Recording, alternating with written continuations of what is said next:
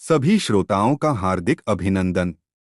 लीजिए सुनिए मुंशी प्रेमचंद द्वारा रचित कहानी अभिलाषा।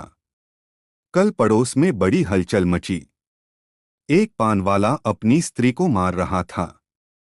वह बेचारी बैठी रो रही थी, पर उस निर्दयी को उस पर लेशमात्र भी दया न आती थी। आखिर स्त्री को भी क्रोध आ गया। उसने खड़े होकर कहा, बस अब मारोगे तो ठीक न होगा। आज से मेरा तुझसे कोई संबंध नहीं।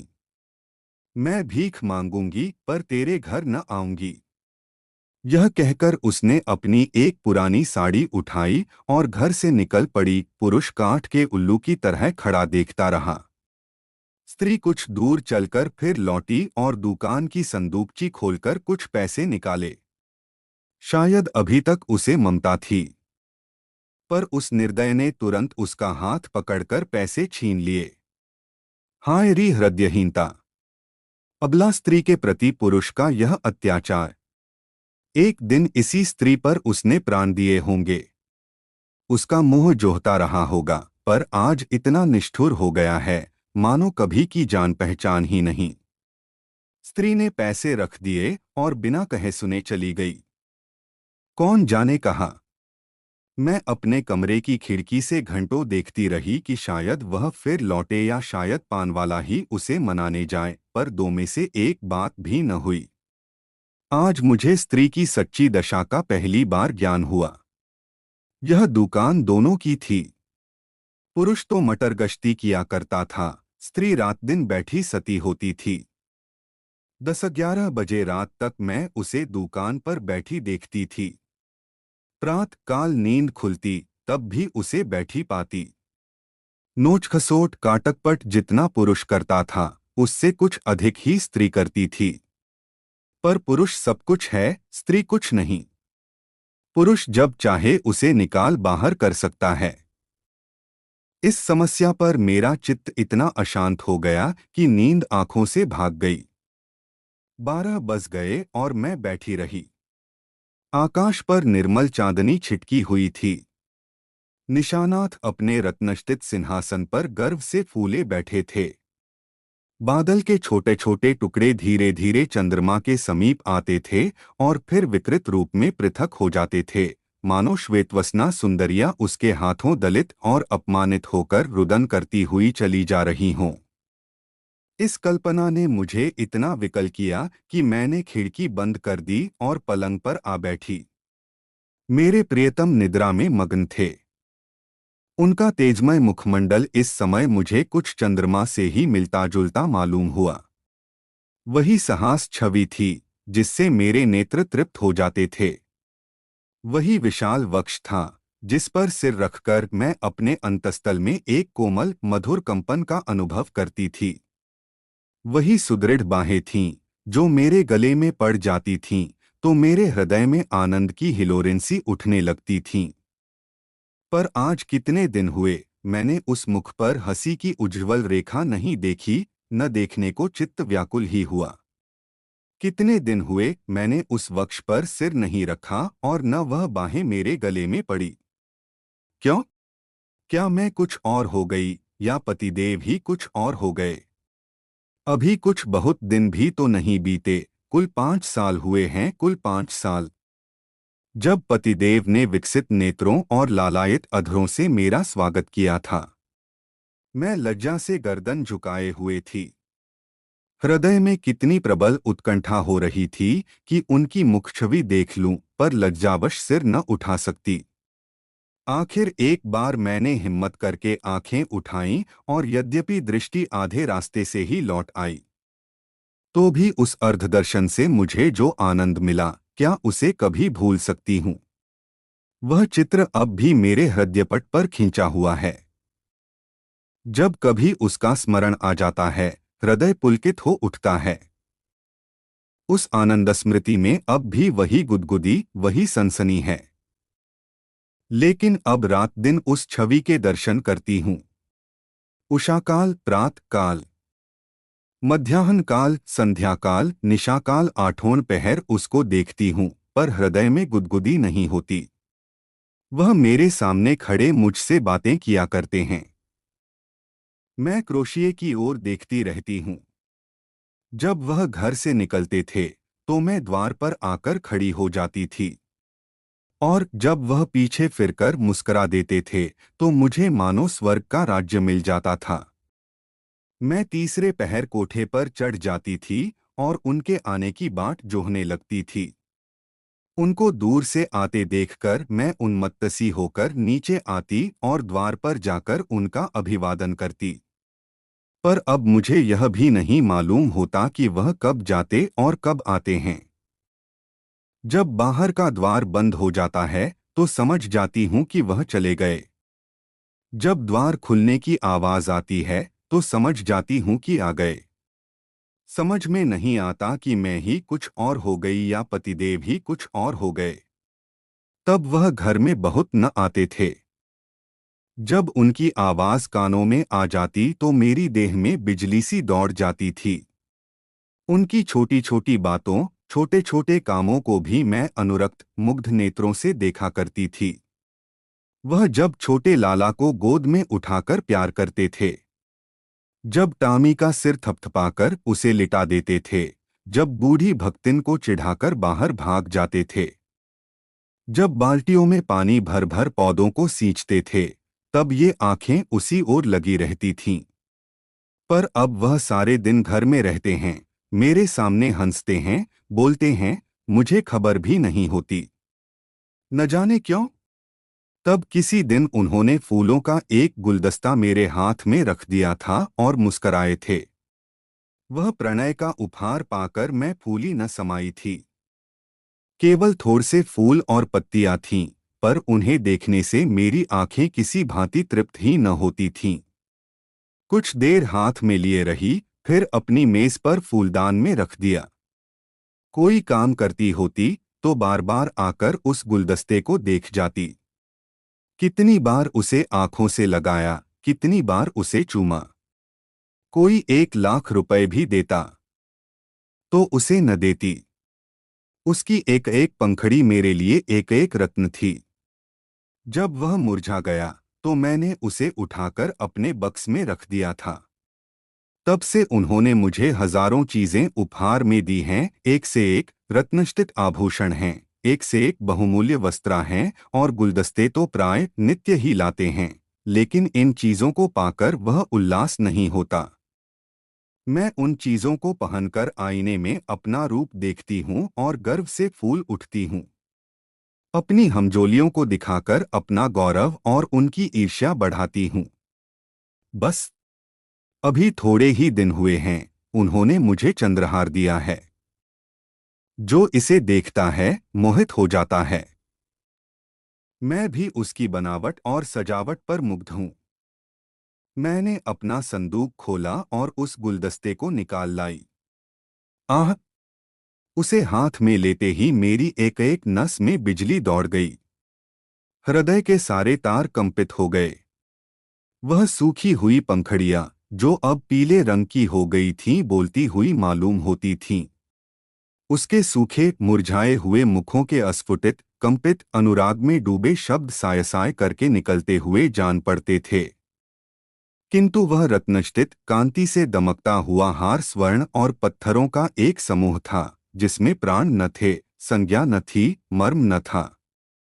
मैंने फिर गुलदस्ते को चूमा, कंठ से लगाया, आर्द्र नेत्रों से सींचा, और फिर संदूक में रखाई आभूषणों से भरा हुआ संदूक भी उस एक स्मृतिचिन्ह के सामने तुच्छ था।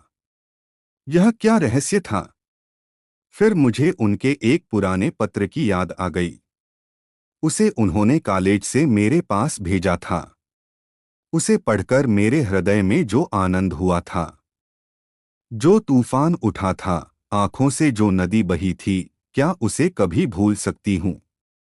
उस पत्र को मैंने अपनी सुहाग की पिटारी में रख दिया था। इस समय उस पत्र को पढ़ने की प्रबल इच्छा हुई। मैंने पिटारी से वह पत्र निकाला। उसे स्पर्श करते ही मेरे हाथ कांपने लगे, हृदय में धड़कन होने लगी। मैं कितनी देर उसे हाथ में लिए खड़ी रही, कह नहीं सकती। मुझे ऐसा मालूम हुआ कि मैं फिर वही हो गई हूँ जो पत्र पाते समय थी। उस पत्र में क्या प्रेम के कवित्वमय उद्गार थे? क्या प्रेम की साहित्यिक विवेचना थी? क्या वियोग व्यथा का करुण क्रंदन था? उसमें तो प्रेम का एक शब्द भी न था। लिखा था, कामिनी, तुमने 8 दिनों से कोई पत्र नहीं लिखा। क्यों नहीं लिखा? अगर तुम मुझे पत्र न लिखोगी तो मैं होली की छुट्टियों में घर न आऊंगा। इतना समझ लो, आखिर तुम सारे दिन क्या करती हो? मेरे उपन्यासों की अलमारी खोल ली है क्या? आपने मेरी अलमारी क्यों खोली? समझती होगी मैं पत्र न लिखूंगी तो बच्चा खूब रोएंगे और हैरान होंगे। यहाँ इसकी परवाह नहीं। 9 बजे रात को सोता हूँ तो 8 बजे उठता हूँ। कोई चिंता है तो यही कि फेल न हो जाऊं। अगर फेल हुआ तो तुम जानोगी। कितना सरल भोले भाले हृदय से निकला हुआ, निष्कपट मानपूर्ण आग्रह और आतंक से पत्र भरा हुआ था, मानो उसका सारा उत्तरदायित्व मेरे ही ऊपर था। ऐसी धमकी क्या अब भी वह मुझे दे सकते हैं? कभी नहीं। ऐसी धमकी वही दे सकता है जो न मिल सकने की व्यथा को जानता हो, उसका अनुभव करता हो। पतिदेव अब जानते हैं इस धमकी का मुझ पर कोई असर न होगा। मैं हंसूंगी और आराम से सोऊंगी, क्योंकि मैं जानती हूँ वह अवश्य आएंगे और उनके लिए ठिकाना ही कहाँ है। जा ही कहाँ सकते हैं। तब से उन्होंने मेरे पास कितने पत्र लिखे हैं। 2 दिन को भी बाहर जाते हैं तो जरूर एक पत्र भेजते हैं, और जब 10-5 दिन को जाते हैं तो नित्य प्रति एक पत्र आता है। पत्रों में प्रेम के चुने हुए शब्द, चुने हुए वाक्य, चुने हुए संबोधन भरे होते हैं। मैं उन्हें पढ़ती हूँ और एक ठंडी सांस लेकर रख देती हूँ। हाय, वह हृदय कहाँ गया? प्रेम के इन निर्जीव भावशून्य कृत्रिम शब्दों में वह अभिन्नता कहाँ है? वह रस कहाँ है? वह उन्माद कहाँ है? वह क्रोध कहाँ है? वह झुंझलाहट कहाँ है? उनमें मेरा मन कोई वस्तु खोजता है, कोई अज्ञात, अव्यक्त, अलक्षित वस्तु, पर वह नहीं मिलती। उनमें सुगंध भरी होती है। पत्रों के कागज आर्ट पेपर को मात करते हैं, पर उनका यह सारा बनाव स्वार किसी गत्यौवना नायिका के बनाव सिंगार के सदृश ही लगता है। कभी कभी तो मैं पत्रों को खोलती भी नहीं। मैं जानती हूँ उनमें क्या लिखा होगा। उन्हीं दिनों की बात है। मैंने तीजे का व्रत किया था। मैंने देवी के सम्मुख सिर झुकाकर वंदना की थी। देवी, मैं तुमसे केवल एक वरदान मांगती हूँ। हम दोनों प्राणियों में कभी विच्छेद न हो, और मुझे कोई अभिलाषा नहीं। मैं संसार की और कोई वस्तु नहीं चाहती। तब से 4 साल हो गए हैं और हम में एक दिन के लिए भी विच्छेद नहीं हुआ। मैंने तो केवल एक वरदान मांगा था। देवी ने वरदानों का भंडार ही मुझे सौंप दिया। पर आज मुझे देवी के दर्शन हो तो मैं उनसे कहूँ, तुम अपने सारे वरदान ले लो, मैं इनमें से एक भी नहीं चाहती। मैं फिर वही दिन देखना चाहती हूँ जब हृदय में प्रेम की अभिलाषा थी। तुमने सब कुछ देकर मुझे उस अतुल सुख से वंचित कर दिया जो अभिलाषा में था। मैं अब की देवी से वह दिन दिखाने की प्रार्थना करूं जब मैं किसी निर्जन जलतट और सघन वन में अपने प्रियतम को ढूंढती फिरूं। नदी की लहरों से कहूं, मेरे प्रियतम को तुमने देखा है? वृक्षों से पूछूं, मेरे प्रियतम कहाँ गए? क्या वह सुख मुझे कभी प्राप्त न होगा? उसी समय मंद शीतल पवन चलने लगा। मैं खिड़की के बाहर सिर निकाले खड़ी थी। पवन के झोंके से मेरे केश की लटें बिखरने लगीं। मुझे ऐसा आभास हुआ मानो मेरे प्रियतम वायु के इन उच्छ्वासों में हैं। फिर मैंने आकाश की ओर देखा। चांद की किरणें चांदी के जगमगाते तारों की भांति आंखों से आंख मिचौली सी खेल रही थीं। आंखें बंद करते समय सामने आ जाती, पर आंखें खोलते ही अदृश्य हो जाती थीं। मुझे उस समय ऐसा आभास हुआ कि मेरे प्रियतम उन्हीं जगमगाते तारों पर बैठे आकाश से उतर रहे हैं। उसी समय किसी ने गाया, अनोखे से नेही के त्याग, निराले पीड़ा के संसार। कहाँ होते हो अंतर्धान, लुटा करके सोने सा प्यार। लुटा करके सोने सा प्यार, यह पद मेरे मर्मस्थल को तीर की भांति छेदता हुआ कहाँ चला गया, नहीं जानती। मेरे रोए खड़े हो गए, आंखों से आंसुओं की झड़ी लग गई। ऐसा मालूम हुआ जैसे कोई मेरे प्रियतम को मेरे हृदय से निकाले लिए जाता है। मैं जोर से चिल्ला पड़ी। उसी समय पतिदेव की नींद टूट गई। वह मेरे पास आकर बोले, क्या अभी तुम चिल्लाई थीं? अरे, तुम रो रही हो, क्या बात है? कोई स्वप्न तो नहीं देखा? मैंने सिसकते हुए कहा। रो न तो क्या हंसू? स्वामी ने मेरा हाथ पकड़कर कहा। क्यों, रोने का कोई कारण है या यूं ही रोना चाहती हो? क्या मेरे रोने का कारण तुम नहीं जानते? मैं तुम्हारे दिल की बात कैसे जान सकता हूँ? तुमने जानने की चेष्टा कभी की है? मुझे इसका सानगुमान भी न था कि तुम्हारे रोने का कोई कारण हो सकता है। तुमने तो बहुत कुछ पढ़ा है, क्या तुम भी ऐसी बात कह सकते हो? स्वामी ने विस्मय में पढ़कर कहा। तुम तो पहेलियां बुझवाती हो। क्यों, क्या तुम कभी नहीं रोते? मैं क्यों रोने लगा? तुम्हें अब कोई अभिलाषा नहीं है। मेरी सबसे बड़ी अभिलाषा पूरी हो गई। अब मैं और कुछ नहीं चाहता। यह कहते हुए पतिदेव मुस्कराए और मुझे गले से लिपटा लेने को बढ़े। उनकी यह हृदयहीनता इस समय मुझे बहुत बुरी लगी। मैंने उन्हें हाथों से पीछे हटाकर कहा, मैं इस स्वांग को प्रेम नहीं समझती। जो कभी रो नहीं सकता वह प्रेम नहीं कर सकता। रुदन और प्रेम दोनों एक ही एत से निकलते हैं। उसी समय फिर उसी गाने की ध्वनि सुनाई दी। अनोखे से नेही के त्याग, निराले पीड़ा के संसार। कहाँ होते हो अंतर्धान, लुटा करके सोने सा प्यार। पतिदेव की वह मुस्कराहट लुप्त हो गई। मैंने उन्हें एक बार कांपते देखा। ऐसा जान पड़ा उन्हें रोमांच हो रहा है। सहसा उनका दाहिना हाथ उठकर उनकी छाती तक गया। उन्होंने लंबी सांस ली और उनकी आंखों से आंसू की बूंदें निकलकर गालों पर आ गईं। तुरंत मैंने रोते हुए उनकी छाती पर सिर रख दिया और उस परम सुख का अनुभव किया जिसके लिए कितने दिनों से मेरा हृदय तड़प रहा था। आज फिर मुझे पतिदेव का हृदय धड़कता हुआ सुनाई दिया। आज उनके स्पर्श में फिर स्फूर्ति का ज्ञान हुआ। अभी तक उस पद के शब्द मेरे हृदय में गूंज रहे थे।